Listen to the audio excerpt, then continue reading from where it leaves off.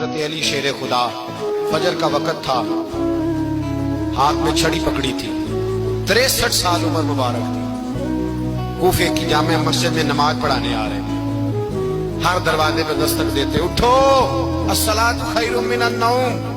रस्ते में हजरत अली लोगों को जगाते जगाते आए।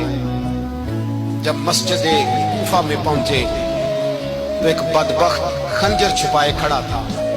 उसने हजरत अली रदी अल्लाह ताला अन्हु को खंजर मारा। वो दोस्ताना जो 10 साल की उम्र में शुरू हुआ था।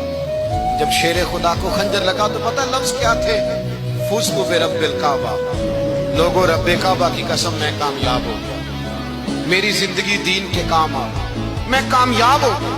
हजरत अली की दाढ़ी सारी लहू से भर गई।